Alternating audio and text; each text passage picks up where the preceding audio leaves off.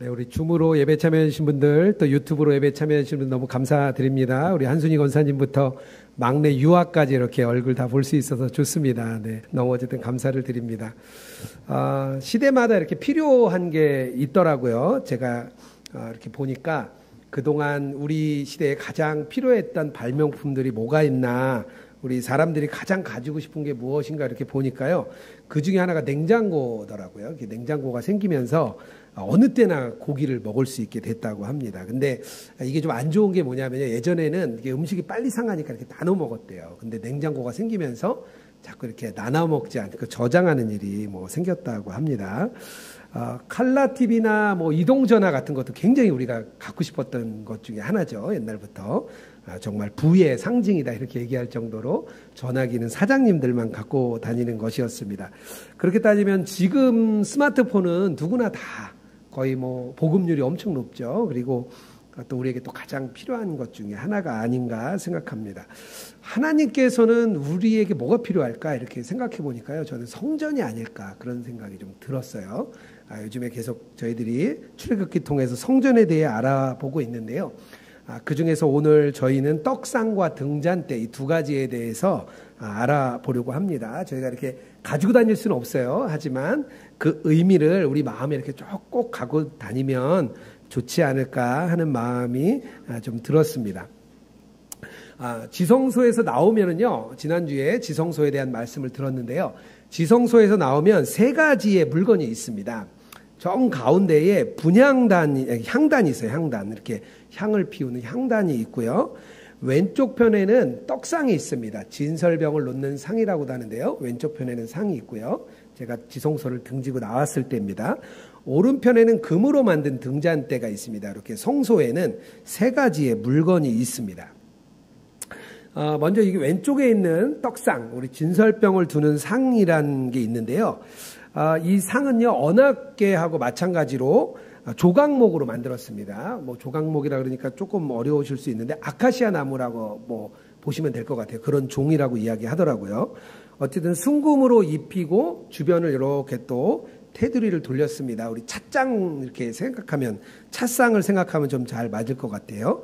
그래서 많은 학자들이 이 상이 도대체 뭘 의미하냐, 이거 의견이 분분합니다. 그래서 정확한 의미는 좀 없는 것 같아요. 너무 의견이 막 분분하기 때문에요. 저는 더 중요한 거는요, 이 상 위에 있는 떡이 더 중요했다고 생각을 합니다. 진설병이라는 떡이 올려져 있었는데요. 30절에 이렇게 나옵니다. 상 위에 진설병을 두어 항상 내 앞에 있게 할지라. 이 상에 떡을 두고 항상 내 앞에 있게 하라는 그런 뜻입니다. 이름이 진설병인데요. 병은 떡을 말하는 거죠. 진설이라는 것은요, 눈 앞에 두는 것을 말합니다. 또는 이렇게 면전, 그러니까 얼굴 앞에 두는 거죠. 한마디로 하나님의 면전에 있는 떡이다.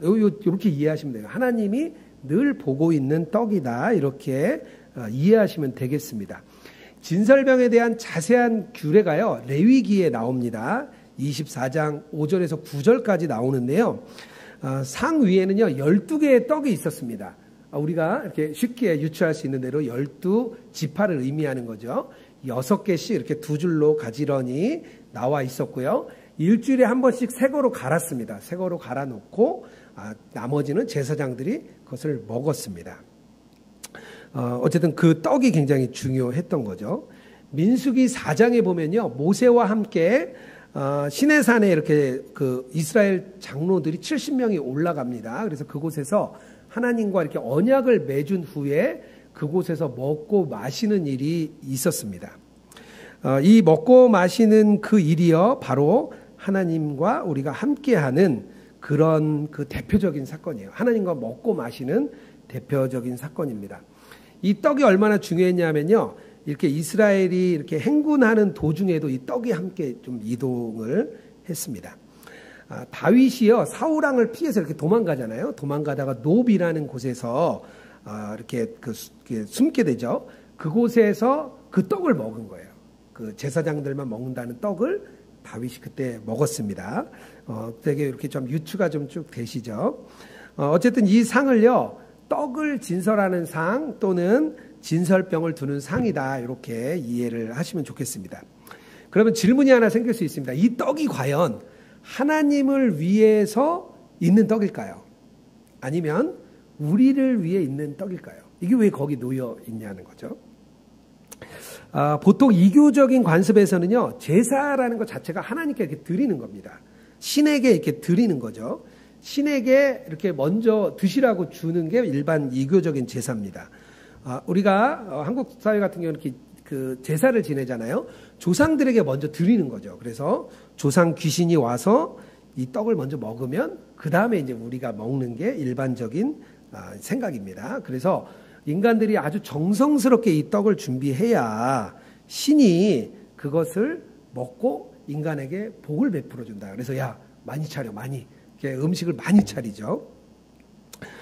이게 신을 위한 떡입니다. 이게 전형적인 이교도적인 생각이에요. 하지만 성경에서는요, 정반대로 이야기를 합니다. 성경에서는요, 하나님께 떡을 바치고 하나님이 먼저 드신다는 그런 이야기가 없습니다. 그런 이야기가 없고요. 오히려 하나님께서 인간에게 먹을 것을 이렇게 주시는 것입니다. 인간들의 모든 필요, 그걸 하나님이 채워주신다. 그런 의미로 이해하시면 됩니다. 하나님의 얼굴 면전 떡을 상징하는 이 진설병은요, 하나님께서 우리가 필요한 게 뭐냐 이렇게 늘 보고 계신다는 거예요. 그래서 늘 채워주신다. 그런 의미가 이 진설병 안에 담겨져 있습니다. 출애굽 당시에 광야를 살아가던 이 백성들에게는요, 매일 만나를 주셨죠. 그리고 필요한 물을 주셨습니다. 매일 만나를 주시고 물을 주신 일이 무려 40년 동안이나 계속되고 있는 거죠. 그것을 의미하는 겁니다. 이스라엘이요, 가나안 땅을 차지하고 다윗 왕과 솔로몬 왕을 거쳐서 아주 큰 나라가 됐습니다.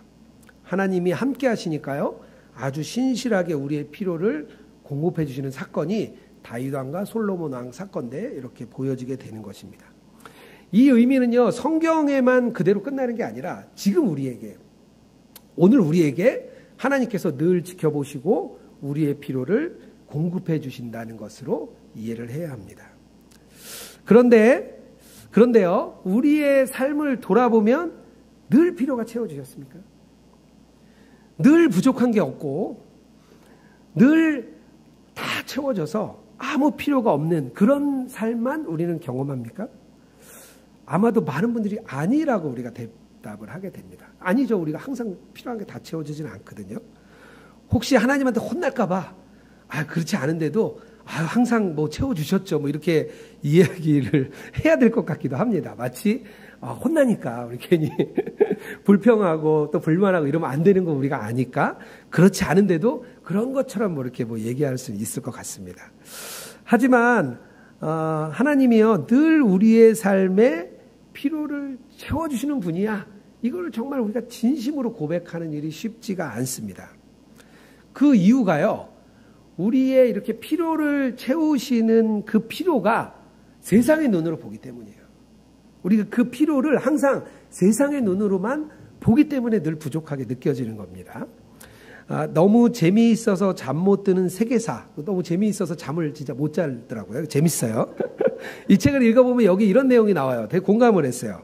인간은 인간으로 존재하는 한 부를 바란다.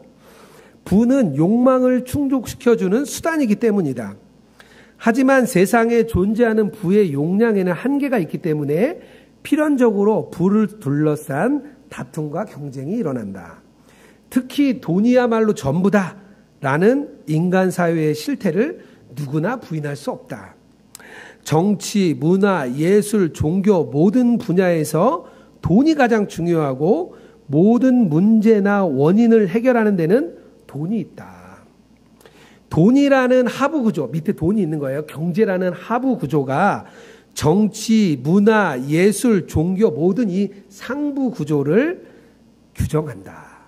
뭐 이분은요, 어떻게 생각을 하냐면요, 세계사는 결국 돈으로 움직인다는 거예요. 모든 세계사는 경제로 움직인다는 거예요. 많은 경제학자들이요, 이 사회는 경제가 하부 구조를 이루고 나머지 모든 정치, 경제, 뭐 윤리, 뭐 모든 것들이 다 상부 구조에 있다는 거예요. 그만큼 이제 돈이 중요하다 이런 얘기입니다. 그런데요, 우리 그리스도인들도요, 하나님이 우리에게 이렇게 필요를 공급해 주실 때 이런 눈으로 본다는 거예요.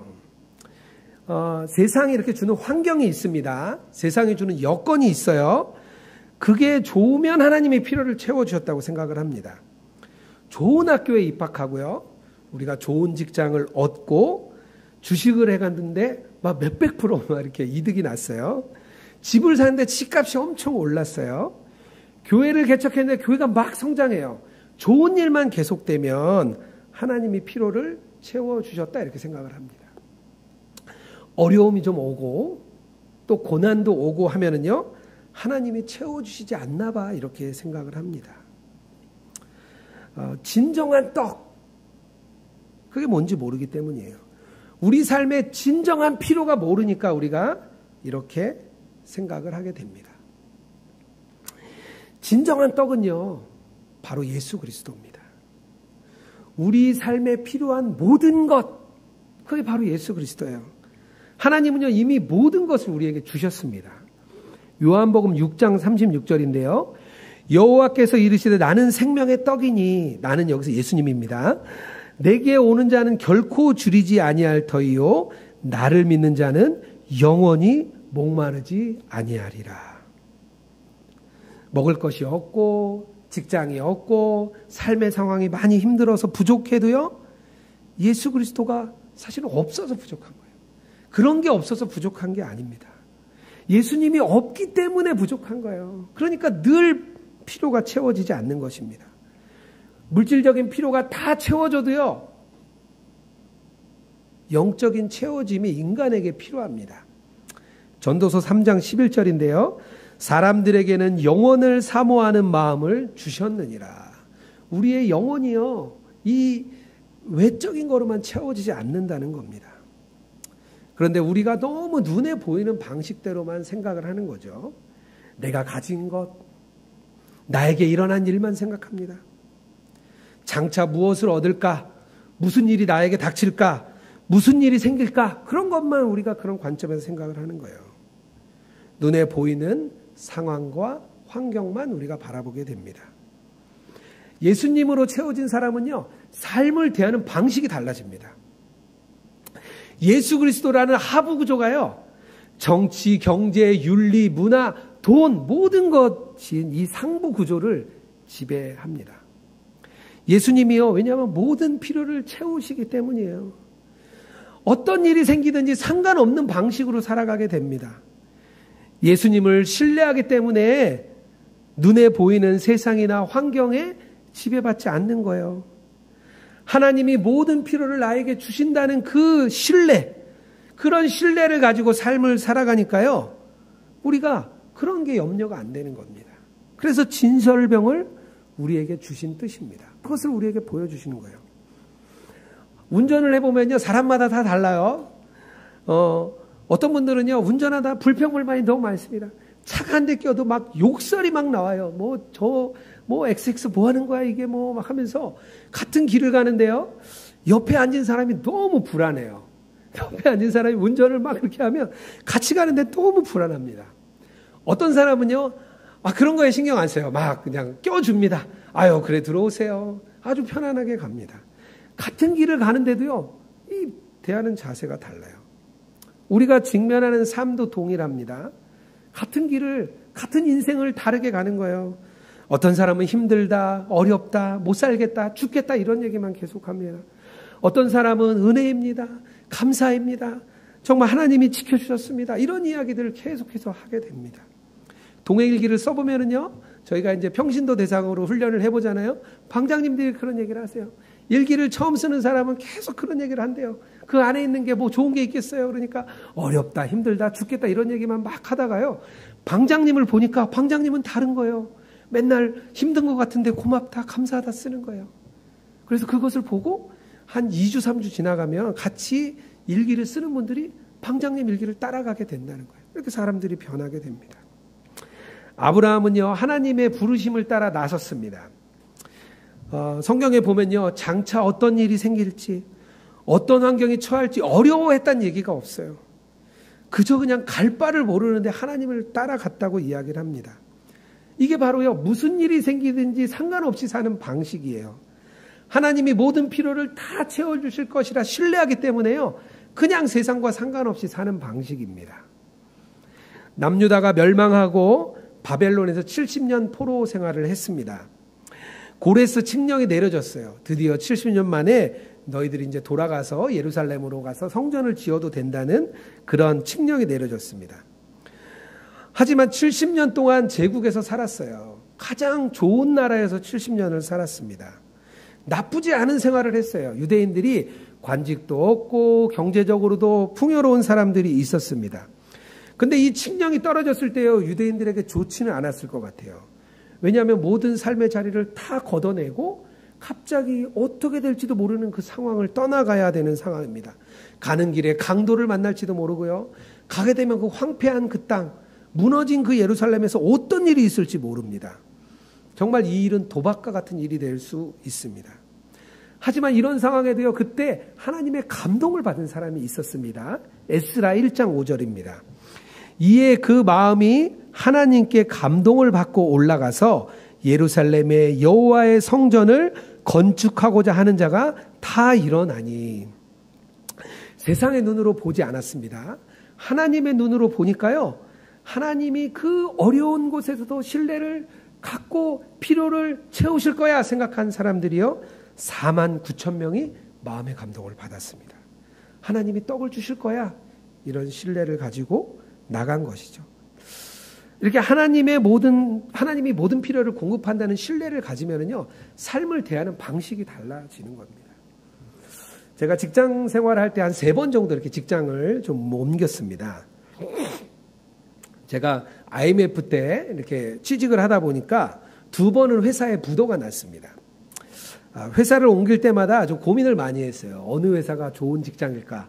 자꾸 부도가 나니까 뭐 큰 회사 작은 회사 없이 막 나더라고요. 그래서 어떤 회사가 이렇게 부도 안 나고 월급을 잘 줄 수 있을까? 어떻게 하면 조금 더 좋은 대우를 받을 수 있을까? 이런 생각을 제가 일반적으로 많이 했습니다. 물론 기도도 했죠. 기도도 했지만 제가 뭐 경력도 있고 또 경험도 있고 아는 사람들도 좀 있었습니다. 그래서 하나님을 전적으로 의지는 안 했던 것 같아요. 조금 기도는 했죠. 그런데 막 여기도 알아보고 저기도 알아보고 전화도 해보고 막 그랬던 것 같아요. 목회의 길로 들어섰을 때도 근데 조금 좀 비슷했던 것 같습니다. 신대원 가정의 3년을 마치고 또 감사하게 선한목자교회에서 처음부터 불러주셔서 3년 동안 전도사로서 역할을 했습니다. 나이도 있고 하니까 졸업하고 개척을 좀 해야 되겠다 이렇게 생각을 하고 기도를 했습니다. 뭐 가까운 몇몇 가정들이요, 진짜인지 모르겠어요, 같이 가겠다고 저에게 얘기를 해주셨습니다. 그래서 해도 되겠다 이런 마음도 조금 있었어요. 그런데 하나님께서 저를 그냥 위지엠에 남게 해주셨습니다. 수련목회자 과정을 3년 더 보냈습니다. 선한목자교회에서 한 6년 정도 이제 사역을 했죠. 3년을 마치고 임지를 찾는 중에 또 어디로 갈까 이렇게 고민이 많이 됐습니다. 물론 기도도 했어요. 그런데 좀 더 이렇게 좋은 곳이 어디 있을까 이런 마음이 아무래도 제 마음에 계속 들더라고요. 그래서 어쨌든 자꾸 이렇게 눈에 보이는 환경과 여건을 저도 보이게 찾게 됐습니다. 아이들은 크고 있고 저기 시골에 가면 어떡하지, 그런 염려도 제 안에 있었습니다. 그런데 그때 하나님이요, 또 위지엠에 남게 해주셨습니다. 뒤늦게 알았습니다. 내 뜻대로 되는 게 하나도 없구나. 그리고 내 힘으로 할 수 있는 것도 없었어요. 내가 할 수 있는 게 없으니까요, 자연스럽게 하나님을 의지하는 법을 배웠던 것 같습니다. 지금도 하나님을 신뢰하는 법을 계속해서 저는 배워나가고 있습니다. 앞으로 어느 임지를 가야 될지, 어떤 목회를 해야 될지, 어떤 사역을 해야 될지 그런 생각을 많이 접게 해주셨습니다. 그냥 눈에 보이는 환경을요, 하나님이 자꾸 접게 해주시면서 그냥 그런 것이 중요하지 않은 거야 이런 마음을 저에게 계속 주고 계십니다. 그러고 나니까요, 삶을 대하는 자세가 저에게 좀 많이 달라지고 있음을 제가 느낍니다. 하나님의 그 신뢰를 배우는 과정 중에 저도 계속 걷고 있습니다. 하나님의 목적은요, 이렇게 편안한 삶을 가는 게 목적이 아니시더라고요. 하나님은요, 하나님을 더 깊이 알고 하나님을 더 깊이 신뢰하는 것을 배우기 원하시는 것을 제가 깨닫고 있습니다. 우리 사랑하는 성도 여러분, 하나님이 모든 필요를 채워주신다는 것, 이 진설병 그 떡을 보면요, 그것을 떠올리면 좋겠습니다. 하나님을 신뢰하면서 그 살아가는 삶, 세상과 상관없이 어떤 환경과 상관없이 살아가는 그런 삶으로 살아가길 주님의 이름으로 축복합니다. 두 번째는요, 금 등잔대를 좀 알아보려고 합니다. 금 등잔대의 이 얘기가 쭉 나와요. 이 그림을요, 말로 설명할 때 진짜 어렵습니다. 요한계시록이 어려운 이유가요, 요한이 이거를 눈으로 봤는데 그걸 말로 설명하려니까 너무 어려운 거예요. 제가 아주 여러 번 읽었는데요, 어렵더라고. 무슨 말인지 모르겠어요. 이렇게 사진을 보면 알죠. 근데 사진을 보고 다시 읽으면 모르겠어요. 너무 어렵더라고요. 탈무드에 보니까요, 모세가 이 등잔대를 개념화하는데 굉장히 어려웠다 그래요. 이렇게. 왜냐하면요, 이게 보면요, 등잔대의 크기도 없어요. 크기가 안 나와 있습니다. 가운데의 줄기와 옆의 줄기, 이 6개의 줄기의 크기도 언급하지 않습니다. 다만 금 한 달란트, 지금으로 따지면 한 35kg 정도 되는 어마어마한 금으로 만들라는 것. 그 안에 이렇게 예쁜 꽃받침 같은 걸 하라는 것. 그런 거 말고는 알 수가 없습니다. 대신 성소 안에 아주 깜깜한 곳에 불을 밝혀야 되기 때문에 높이는 한 1.5m 정도 됐을 거다. 뭐 그런 짐작을 할 수 있습니다. 이 성소에는요, 창문이 없었어요. 창문이 없었고요, 4겹의 천으로 쌓여 있었습니다. 빛이 아주 전혀 들어올 수 없었던 거죠. 그래서 가만 생각해 보면 이 성소 안은 아주 깜깜했습니다. 눈 떠도 보이지 않을 만큼 깜깜했을 것입니다. 이 어두운 공간을 비치는 그 빛이 바로 금 등잔대입니다. 이 등잔대에 기능이 있는데요, 뭐냐면요, 빛을 발하는 거예요. 빛을 발하고 어두운 곳에 있으니까 금으로 만들어야 또 더 빛을 발하겠죠. 이 37절에 이렇게 말합니다. 등잔 7을 만들어 그 위에 두어 앞을 비추게 하며.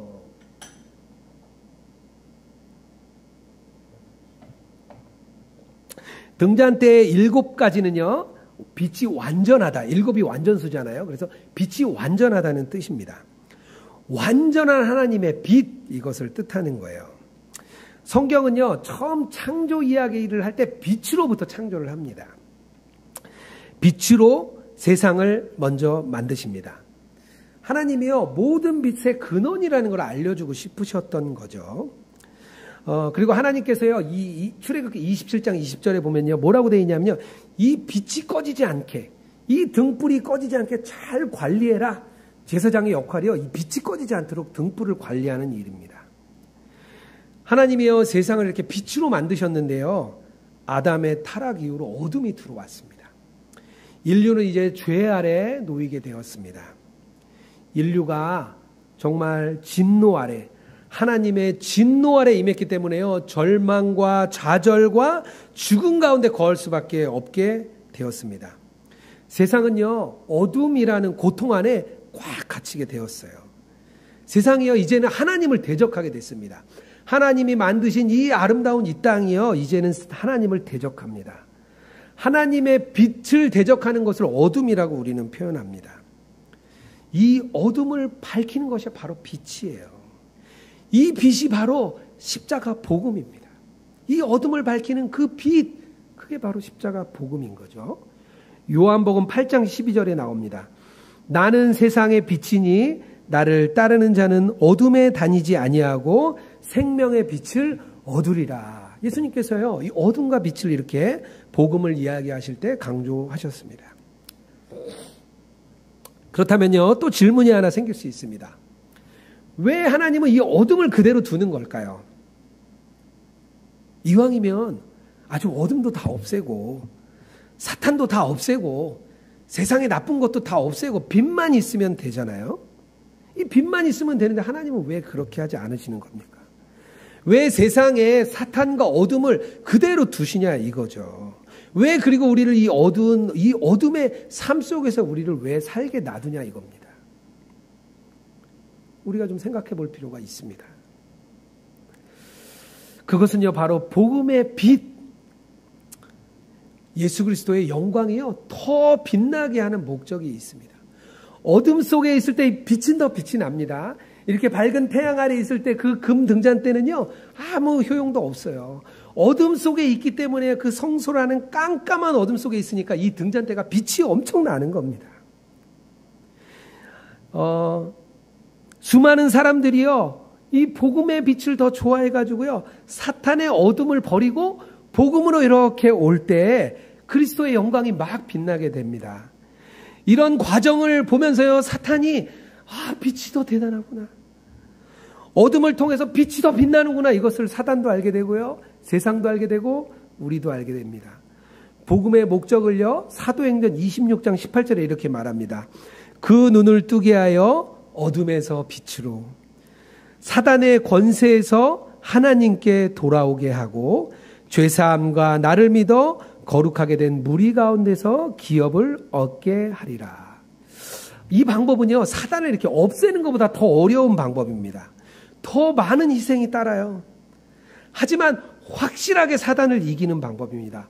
확실하게 사단에게 좌절을 주는 방법이에요. 그리스도께서 이 승리를 이기기 위해서요, 고난을 당하셨습니다. 그리고 우리도 이 승리를 얻기 위해 고난을 당합니다. 그래서 우리에게 여전히 어두움이 있습니다. 그리스도인은요, 세상에 죄악이 가득하다, 세상은 어둠이다라부터 시작을 하는 겁니다. 그전에는 우리는 그걸 몰라요. 그리스도인이 되기 전에는 그걸 몰라요. 어둠에 있으니까 모르는 거예요. 나도 어둡고 세상도 어두니까 모르는 거죠. 세상에는요, 싸움이 가득한 곳이거든요. 세상 사람들은 이렇게 말합니다. 세상은 점점점 더 발전하는 거야. 세상은 점점점 더 아름다운 곳으로 가게 돼 있어. 유발 하라리가 호모 데우스라는 책을 썼는데요, 그 결과는 뭐냐면요, 인간이 신이 된다는 뜻이에요. 호모 데우스입니다. 인간은 결국 최종 신이 된다는 겁니다. 인공지능이 막 발달하고 있어요. 스마트폰 기능은 더 좋아지고 있습니다. 자율주행차가 막 들어오고 있어요. 이렇게 우리가 줌으로, 유튜브로 예배할 수 있는 시대가 되었어요. 세상은요, 더 좋아질 거라고 세상 사람들은 기대합니다. 그런데 성경은 그렇게 말하지 않습니다. 왜냐하면요, 눈에 보이는 게 다가 아니기 때문에, 눈에 보이는 것으로 말하지 않고요, 영적인 눈으로 말하기 때문입니다. 세상은 큰 위기에 빠져 있고 죽음의 직면에 있습니다. 인간의 마음이 악하기 때문에 항상 전쟁과 기근과 핍박이 끝나지 않는다고 말을 합니다. 세상은요, 어둠을 보지 못하지만 그리스도인들은 그 어둠을 볼 수 있습니다. 이런 세상 속에서 우리는 그 등잔대의 그 빛을 따라서 살아가는 것이 그리스도인입니다. 어둠보다 더 빛이 좋다는 것을 우리는 알게 됩니다. 어둠보다 빛을 택할 때 그리스도의 영광이 막 드러나는 거예요. 하나님은요, 어둠과 빛을 동시에 두고 빛을 택함으로 인해서 사단으로부터 승리하는 법을 우리에게 가르쳐주고 계십니다. 다니엘의 세 친구가 어둠에 직면했습니다. 갈대아 사람들이 나와서 유대인들을 막 참소합니다. 그들은 왕에게 절하지 않는다, 이렇게 참소를 합니다. 왕의 신에게 절하지 않는다는 그런 이야기입니다.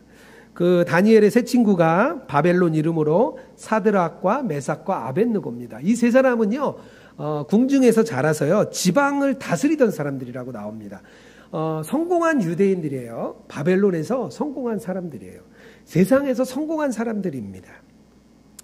하지만 느부갓네살 왕이 세운 그 금신상에 절하지 않았습니다. 관직을 박탈당하는 건 두 번째고요, 죽을 위기에 처했습니다. 하지만 그들이요, 그 어둠을 택하지 않고 빛을 택하는 거죠. 다니엘서 3장 17절에서 18절입니다.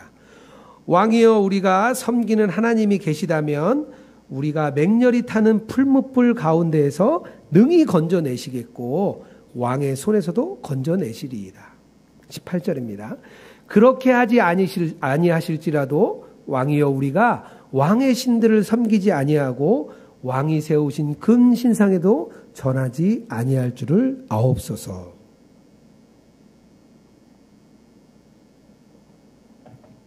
사단을 완전히 패배시키는 방법입니다.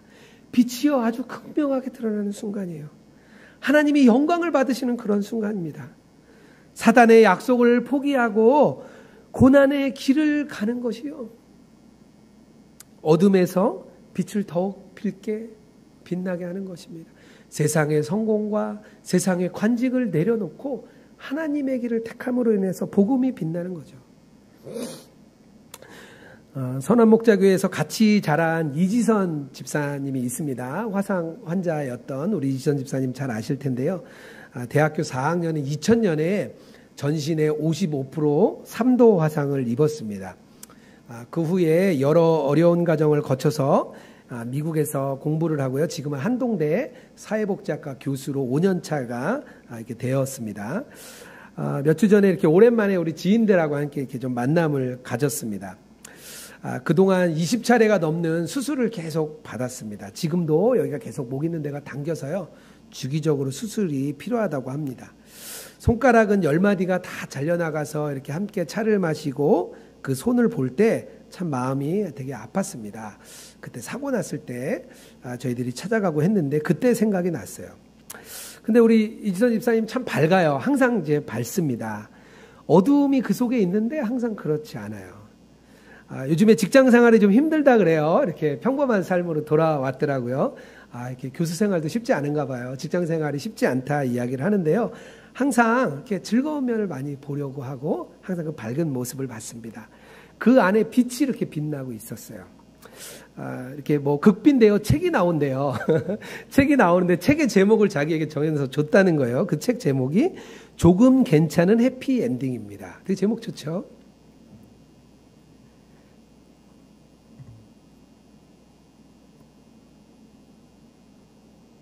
어제 읽을 땐 괜찮았는데요. 네.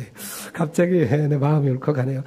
근데 제가 보기에는 조금 괜찮은 정도가 아니었어요. 그래서 제가 아주 괜찮은 해피엔딩이라고 얘기를 했습니다. 이지선 집사님이 뭐 교수가 되어서 그런 건 아니라고 저는 생각해요. 그게 아니라 고난이라는 그 어둠 속에서 더 밝게 빛났기 때문입니다. 더 그 빛이 강력하게 빛났기 때문에요. 저는 아주 괜찮은 해피엔딩이라고 이야기를 했습니다. 예수동의 길을 쓰는 분 중에 해녀이신 권사님이 있습니다. 제가 지난주에 여수 성동교회 동행기 훈련을 위해 내려갔는데요. 이제 저희 전월에도 이렇게 실리고 했는데 직접 만나 뵀어요. 이번에 훈련을 하는데 나는 방장으로 이렇게 섬기시게 됐습니다. 너무 예쁘게 하고 오셨어요. 68세가 되시는데요. 제가 그래서 해녀이신지 몰랐어요. 너무 예쁘게 하고 오셔서 제가 권사님 너무 예쁘십니다. 이렇게 말씀을 드렸습니다. 초등학교만 나오셨고 50년 동안 해녀의 삶을 살았습니다. 평생 해녀로 살면서 자녀도 교육시키고 다행히 돈도 좀 모아서 아파트도 장만하셨다 그래요. 그런데 남편이 빚을 져가지고 어쩔 수 없이 그 집을 팔으셨다고 합니다. 그것 때문에 너무 속상했는데 하나님이 남편을 용서하라는 마음을 주셔서 남편이 이혼할 준비를 하고 계셨다 그래요. 그런데 남편에게 내가 당신을 용서합니다 이렇게 말씀드렸더니요. 남편이 너무 감격해서 나 이제 교회에 나갈게. 그래서 교회에 나오셨대요. 그래서 집사 직분도 받고 이렇게 나중에 몇 년 뒤에 소천을 하셨다고 합니다. 그래서 그 제목이요. 아파트와 바꾼 구원이라고 이렇게 이야기를 나눠주셨습니다. 권사님이 일기를 쓰시는데요. 하루에 한 50분 정도 걸리신대요. 이렇게 아무래도 스마트폰으로 막 쓰시다 보니까 시간이 오래 걸리신다 그래요. 그 일기를 보면요. 삶의 그 어려움이 이렇게 좀 많이 녹아져 있습니다. 평생 외식 한번 못 해보셨다는 짠한 이야기를 제가 좀 들었습니다. 2021년 5월 19일 일기입니다. 우리 새로 나온 저널 위드 마르투스에 있는 내용인데요. 제가 좀 읽을게요. 그분의 일기입니다. 한번 좀 들어보세요. 일어나면서 주님의 이름을 불렀습니다. 오늘같이 종이배를 띄울 만큼 잔잔한 날은 정말 보기 드문 날입니다. 이제 마지막 마무리 단계입니다. 30년 가까이 된 노후된 배에서 언제 갑자기 쓰러질지 모르는 병을 앓고 있는 선장님과 일하면서 파킨슨 병이라 몇 번 쓰러지셨대요. 매일 주님께 기도하지 않으면 불안해서 견딜 수가 없는 나날입니다. 바다 밑에는 각종 그물이 깔려 있고 배들은 옆으로 싱싱 달리고 시야가 어둡거나 비가 올 때는 음침하니 무섭기도 하지만 주님 뺑 믿고 담대하게 일하게 되니 주님 은혜입니다. 주님을 믿는 사람에게는 남모르는 담대함이 있습니다. 주님의 뺑 믿으니 그렇지요. 하루를 무사히 보내면 정말 주님의 은혜이고 감사입니다. 나의 형편과 처지 때문에 더욱 주님께 의지하게 되니 어쩌면 이것도 큰 은혜인 것 같습니다. 몸은 피곤한데 아침 저녁으로 기도하니 무언가 배부른 것처럼 차오르는 느낌이라 듭니다. 나를 이토록 사랑해 주시는 주님의 은혜입니다. 다른 분보다 참 힘들고 고된 삶을 살고 계신데요. 그분의 삶이 저는 굉장히 빛난다 생각이 들었습니다. 지난주에 그 모임을 하는데요. 저희가 이제 소그룹으로 모일 수 없으니까 강당에서 이렇게 넓게 한 그룹 한 그룹 모였습니다. 우리 그 권사님이 이렇게 일어나셔서 모임을 인도하시는데요. 정말 이렇게 빛이 났습니다. 하나님은 어둠을 없애지지 않고요. 그곳에 등잔대를 두었습니다. 그리고 그것이 꺼지지 않도록 주의하라고 명령을 하셨습니다. 예수님이요, 어둠 속에 바로 빛이십니다. 동일한 어둠 속에서 예수님을 소유한 우리들도 빛이 됩니다. 이 권사님처럼 빛을 빛나는 거죠. 마태복음 5장 14절입니다. 너희는 세상의 빛이라. 우리 사랑하는 성도 여러분, 혹시 어둠 속에 계십니까? 복음의 영광을 더 빛나게 할 수 있는 시간입니다. 사탄을 패배시키는 그런 시간입니다. 어둠이 사라지고요, 빛이 빛나는 그런 시간입니다. 그분과 함께 우리가 고난도 당했기 때문에요, 그분과 함께 우리도 영광을 받습니다. 시간이 언제일지 모를 뿐이에요. 예수님의 영광을 우리가 함께 누립니다. 어둠을 이기신 그분을 따라 세상의 빛으로 살아가는 저와 여러분 되기를 주님의 이름으로 축복합니다.